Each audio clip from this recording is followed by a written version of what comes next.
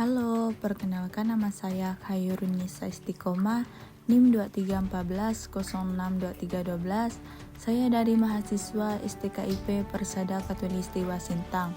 Saya dari kelas A14 semester 4. Di sini saya akan mengembangkan materi yaitu tentang membangun masyarakat yang beradab pada kelas 4 semester 2 bab 8 dengan menggunakan pendekatan berbasis nilai. Alasan saya memilih pendekatan ini yaitu yang pertama, nilai adalah fondasi masyarakat beradab. Yang mana masyarakat yang beradab bukan hanya masyarakat yang maju secara teknologi atau ekonomi, tetapi juga yang menjunjung tinggi nilai kemanusiaan, menghormati hak dan kewajiban orang lain, menjaga lingkungan dan hidup rukun. Oleh karena itu, pendidikan harus mulai dari pembentukan nilai, bukan sekedar transfer pengetahuan atau kognitif. Selanjutnya alasan yang kedua yaitu pendidikan dasar adalah masa emas pembentukan karakter. Pada anak-anak usia SD berada dalam fase perkembangan moral dan sosial yang paling kuat. Inilah waktu yang paling tepat untuk menanamkan nilai dasar seperti kejujuran, tanggung jawab, empati, dan melatih sikap menghargai perbedaan, bekerja sama, dan adil. Selanjutnya alasan yang ketiga yaitu selaras dengan kebijakan pendidikan nasional.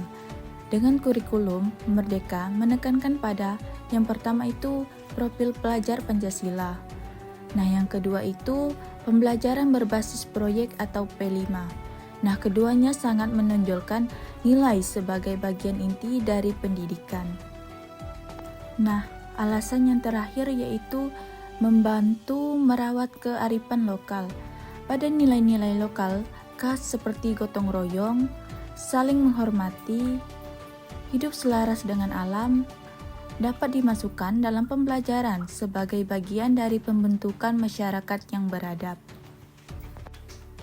Tujuan dari pendekatan berbasis nilai yaitu yang pertama membentuk peserta didik yang berkarakter kuat, memiliki nilai-nilai luhur, dan mampu menerapkannya dalam kehidupan sehari-hari. Maksudnya, tujuan utama pendekatan ini adalah menciptakan peserta didik yang tidak hanya cerdas secara akademik, tetapi juga memiliki karakter yang tangguh. Karakter kuat berarti anak mampu memegang teguh prinsip moral seperti kejujuran, tanggung jawab, kesopanan, dan kesetiaan pada nilai yang benar, serta mampu mewujudkannya dalam tindakan nyata dalam kesehariannya, baik di sekolah, rumah, maupun masyarakat. Nah, tujuan yang kedua yaitu menumbuhkan budaya hidup yang beradab di lingkungan sekolah dan masyarakat. Nilai-nilai seperti saling menghormati, toleransi, kerukunan, dan gotong royong akan membentuk budaya positif di sekolah. Bila setiap warga sekolah memegang nilai-nilai tersebut, maka tercipta lingkungan yang aman, nyaman, dan harmonis. Anak-anak akan terbiasa bersikap santun, adil, dan menghargai perbedaan, yang pada gilirannya menyebar ke masyarakat luas dan menciptakan kehidupan sosial yang beradab. Nah, yang selanjutnya yang ketiga yaitu mengembangkan kepekaan moral, rasa empati, dan kesadaran sosial dalam interaksi sehari-hari. Pendekatan ini bertujuan untuk menumbuhkan kepekaan hati dan pikiran anak terhadap kondisi di sekitarnya.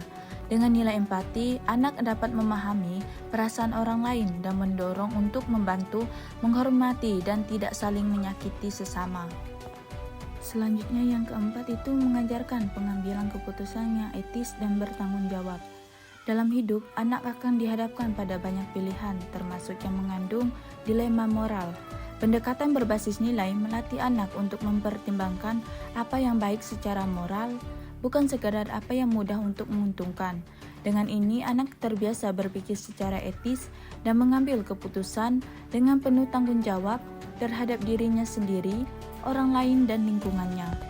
Selanjutnya yang terakhir yaitu 5. Menginternalisasi nilai-nilai universal dan lokal seperti kejujuran, cinta damai, gotong royong, disiplin, dan toleransi. Nilai universal seperti kejujuran, cinta damai, dan toleransi serta nilai lokal seperti gotong royong dan adat istiadat setempat, penting untuk diwariskan kepada generasi muda. Pendekatan ini membantu anak mengenali, memahami, dan menghayati nilai-nilai tersebut secara mendalam, sehingga menjadi bagian dari identitas dan kebiasaannya. Jika nilai-nilai sudah terinternalisasi, anak akan menerapkannya tanpa disuruh karena sudah menjadi bagian dari dirinya. Nah, yang selanjutnya itu manfaat pendekatan berbasis nilai. Yang pertama itu manfaat pada akademik, yaitu meningkatkan motivasi belajar karena siswa merasa pembelajaran bermakna, mendorong keterampilan berpikir reflektif dan kritis terhadap masalah sosial, dan memperkuat pembelajaran lintas mata pelajaran atau interdisipliner.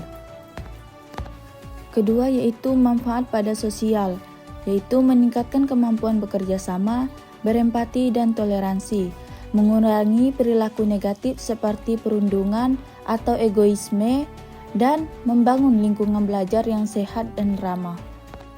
Nah, yang terakhir yang ketiga yaitu manfaat pada pribadi, yaitu mengembangkan identitas diri dan rasa percaya diri, membentuk sikap tanggung jawab dan integritas, dan membantu siswa menghadapi dilema moral dalam kehidupan nyata.